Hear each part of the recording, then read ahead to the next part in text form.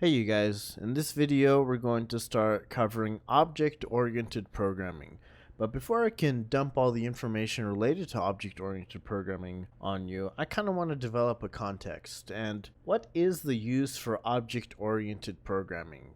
In the last series of videos when I called classes, they are objects.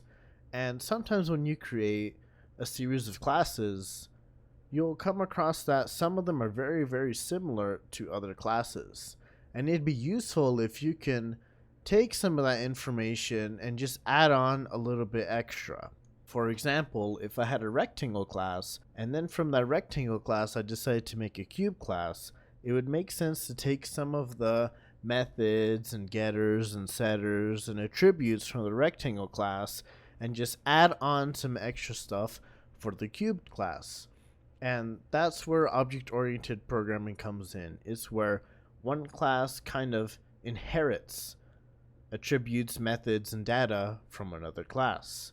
And in theory, you can inherit as much as you need to. Your class can be inheriting from a wide variety of other classes, and you can have your class inherit from many multiple classes. But how does this start? It all starts with a base class. And what a base class is that it's a class where other objects will inherit from you, right? A base class, other objects inherit from it. So since we have a base class that has data and attributes that other classes will inherit from it, the derived classes are going to be classes that inherit from the base class. So in this video, we're going to cover a base class and we're going to create our own rectangle. So I have a pre-written main here. So the goal is to have some rectangle class here, and it'll have two types of constructors. One constructor will take no inputs, and a constructor will have two inputs. And then once we've created our base class, which is going to be a rectangle, we're going to have our derived class, which is going to be cube, and it's going to inherit the attributes and methods of rectangle, and we're going to apply some extra attributes for basically the third dimension. So why don't we get started with the header file for rectangle.hpp. We have that here. So I mean, this class declaration is going to be kind of basic. And what do I mean by basic? It's going to be standard on how you normally would create a class. There is only one difference, and that is that instead of writing private here, I'm going to write protected. So what protected means is that it's going to act private for all intents and purposes. It's pretty much private. The only instance where it's not private is where we have another class that's going to inherit from this class. So with our rectangle being a base class, what's going to happen with the protected data is that it's going to be private for the base class. However, it'll be able to let other classes inherit this data, because if we kept it private, well, we would be able to have access to the data, but not like we do here. Not in a traditional sense, I should say. Meaning that this class is able to use these attributes as it would any other class, but our cube class, if we have private instead of protected, we really can only interact with the attributes and data from rectangle from cube's constructors. And we don't want that to happen. When we inherit, we want this protected data to become normal private data for the cube. So it's like the cube class has its own private declaration of rectangle that it can access just as a normal private declaration. So then here, I want to go with my constructors. I will have three. First, I'm going to have my default unparameterized constructor. Then I'm going to have my parameterized constructor, where these will take the inputs of the two first attributes, width and length. And I chose these four attributes because these are the four kind of statistics, I guess, or the four things that I think are associated with rectangles that I care about, right? When I look at a rectangle, something that I want to know is what is its length, its width, its area, and its perimeter. And that's why I included it. For you, if you create your own rectangle class, well, you may not follow this convention. Maybe you want to add something else, something extra, right? That is up to you, but just for this example, I'm going to try to keep it simple, and we're only going to have the length, the width, the area, and the perimeter. So here I just finished setting up the getter functions. Now I'm going to be setting up the setter functions, and this is going to be a little different than usual because, well, one thing that I like to think about is that length and width are independent of each other.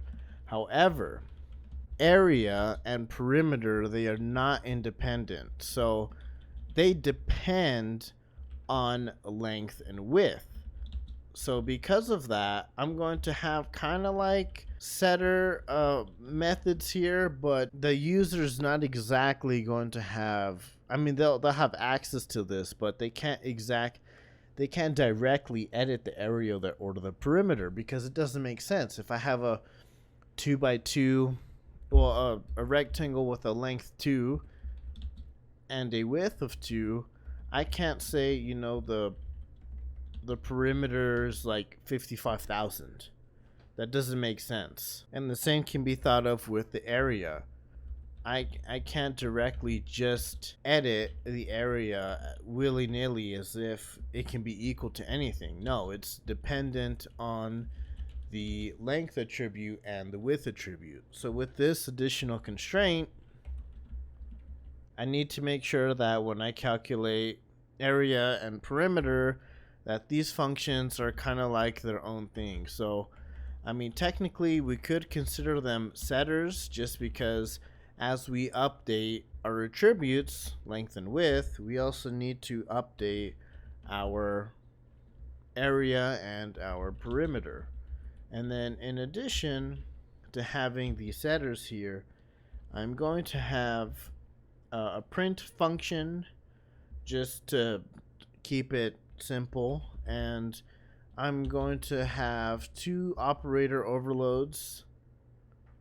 I'm going to have the plus overloaded operator just to add some small flavor to my declaration, and then I'm also going to overload the equals operator, which for me, I personally think something like that's going to be mandatory, just because, I mean, when you think about rectangles or any user-defined variable, I mean, you always want to use the equal sign. I can't think of a case where you don't want to, right? So here I'm personally considering the plus operator optional, but definitely the equals operator mandatory. I mean, if I wanted to, I can go add methods like add, so I can add 2 rectangles together, or multiply to multiply 2 rectangles together. But for this case, the only, I guess, arithmetic I'm concerned about is just going to be plus, and I'm just going to have it as an overloaded operator rather than a method. So here I have all the functions and methods that I want to have associated with my base class. So let's go about implementing these in rectangle.cpp. So the first thing that I need to do now is I need to include my declaration of my rectangle class, so my rectangle.hpp, and then now I'm going to be dealing with the constructor. So what I'm going to do, and this is going to look just a little bit odd, I'm going to have something like this, where I'm going to have my length, I'm going to have it declared as 1, because we can't have a rectangle with a length and a width of 0. Doesn't make sense. But something that's interesting here is that I have the name of the class and 2 colons. So what this means is that this rectangle constructor belongs to the rectangle class. This is a very important distinction. And here I have my rectangle, and I'm going to have the parameterized constructor here, where I have length and width, and I'm simply going to have these attributes be equal to the inputs that are provided. And actually, no, I shouldn't do that. I should use my setters for this because I don't know what potentially the user is going to provide, and I do not want to trust the user. So one thing that I need to do, and actually something I'm missing for my unparameterized constructor, is that I need to perform the calculate area and perimeter functions, or methods I should say. And actually no, I don't have to do that for this, because I know since they'll always be 1 and 1, I can safely say that 1 times 1 is going to be 1, and for the perimeter that's going to be 2 times the length plus the width, which is a value of 4. And I'm actually going to put this on a new line, and then I'll leave this here. And then here, right, so instead of creating my class instead of using the modern way of initializing my attributes here, because I'm using setter functions, I'm going to call them within the body of the code. So now let's go about the copy constructor. And again, since all of these constructors are part of the rectangle class, I need to precede these constructors with a rectangle : and actually I can take the same approach here, because I know that if they pass the constructor here, if R already has the constructor, it's going to be values that I know I can trust. Right, so R will have already ran my my setters and such. So it'll either be 1, or it'll go through the setters and they will be equal to a value that's above 0. So here I don't have to worry about a direct copy and potential corruption of data, because I know that my setters will take care of, my setters in R, the R will have to be called by either of these two constructors, and they both handle the input where these attributes will be non-negative and above 0. So I don't have to worry about directly copying this here. Next comes the destructor, which will actually be very simple, but first I need to precede it with the rectangle : The destructor is simple, and then I'm going to proceed with my getters, and they simply return the private attributes. And what makes this different from declaring the whole class in a C++ file is that with these methods, right, I have the return type, and where I would typically just have the name of the method, I have to precede the name of the method with rectangle : and actually this is the really big difference between a method and a function, is that here is how C++ sees a method. If this wasn't a method, I would have to get rid of the rectangle. So here on line 21, C++ sees a function. However, here C++ sees a method. Here it knows that length belongs to the rectangle class. Here, the compiler won't know if it belongs to a class. It actually just assumes that it is an independent function, independent of the class, right? So it's very important when you have these methods is that you precede the name of your methods with the name of your class, which for me is rectangle, then with a : This is very important. But anyways, moving on, here I have my getters. They just return the private attributes, and here I have my setters. Again, because they are methods, I need to define that they are part of the rectangle class. So before the method name, I have the name of the class and : And here's the difference. So here, these are just typical setters. If it passed some sort of check, then we set the attribute equal to the input. And actually, here I've made a mistake. I don't know why I typed this whole thing out. But that's supposed to be with. Anyways, so so these are, we can look at these as traditional setters. But here what's happening is that I am just setting area equal to length times width and perimeter equal to 2 times length plus width, which is mathematically how you go about calculating the area and perimeter of a rectangle.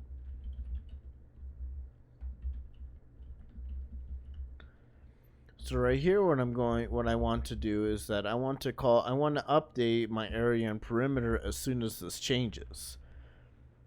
Right, and that's the idea. So when I call one of these setters, I actually call 3 setters. So that way I make sure that my attributes are properly updated.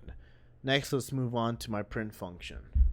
Which here I'm just using std_out to print out the attributes, which actually means that way up here I'm going to need to include, and actually I'll put it above here, I'm going to need to include IOStream. I'm going to need to include IOStream for both using std_out and when I overload the double angle brackets operator, so that way I can print the class. But before I get to the double brackets operator, I need to overload the plus and the equals operators.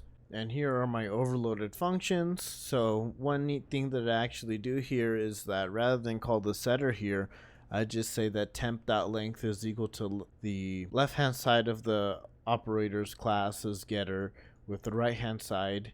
And then here I call setWidth, which will first set the width of the class of the temp variable, and then it'll update the area and perimeter. Right, so in this line I killed 3 birds with 1 stone. And here I don't make the unnecessary call to calculate area and calculate perimeter. And I do something similar here with the equals operator. I'm going to be setting the length equal to the length directly. And then I call setWidth to take care of the width, area, and perimeter attributes. And then I return this. So similar to the methods, because I'm overloading these operators belong to the rectangle class. So I need to make sure that I have the rectangle preceding the name of the method, because these are technically, these are methods. These are just they serve a specific purpose of overloading operators, but these are methods. Next, let's cover overloading the double angle brackets operator. And here we have it. But whoa, wait a minute. I'm forgetting the rectangle : right? Because when I overload this operator, it's part of the class. And here's where I say, hold on, because if we look at the declaration of the class and we go down here, we see that this is preceded with the friend keyword. This is not a method. This is actually a function. This is a function that's been granted permission, because it's a friend, of letting this function access the private data of the rectangle. So here's where the power of the friend keyword comes in. It essentially lets this function get special permissions to become a friend of the rectangle class and have access private attributes of R. So when we go here, we know we're able to access this without any problem. So lastly, with this out of the way, let's go about having our main to implement and test our rectangle class. So here we are. I've included the right header file for rectangle.hpp, and it'll include our created rectangle class. So here I call the unparameterized constructor and the parameterized constructor. Here I use a setter to set the length of my rectangle R1 to 3, which will update the length attribute, the area attribute, and the perimeter attribute. Next, what we're going to have is that we're going to just print R1, which should have values of 1, 3. The area should be 3, and the perimeter should be 8, I think. Yeah, it should be 8. And then we're going to have rectangle R3, which is going to add these two together, and we'll print the contents of that, and let's see the result. Here I forgot to add the parentheses here for this method, but now that's fixed. And then here I forgot a semicolon, which means here I forgot a semicolon. And actually this brings me to a good point up here. So because of how set width and set length are, if I put negative numbers here, for example, and I don't have this line here, my variables are actually going to be uninitialized, and that's going to cause some problems. But since here I'm going to be initializing my attributes with these variables, if it turns out that the user put in a negative number, for example, this will be set to 1, this will be 1, this will be 4, rather than these not having a value and this resulting in some weird junk going on. Anyways, let's see the program go. I gotta stop doing this. I really gotta stop doing this. Okay, this should be it. This should be it. Okay, it is. So now we're gonna execute, and thank goodness it all works. Right, so 7 times 6 is 42. So then we're gonna have 12 plus 14. 12 plus 14 is 26. Yes, this is all correct. Our base class works. For the next video, what I'm going to do is that I'm going to remake the cubed class from scratch to show how similar it is to rectangle, and then from there we will see our need for object-oriented programming, and we will convert our rectangle class to a base class and our cubed class into a derived class. I'll see you there.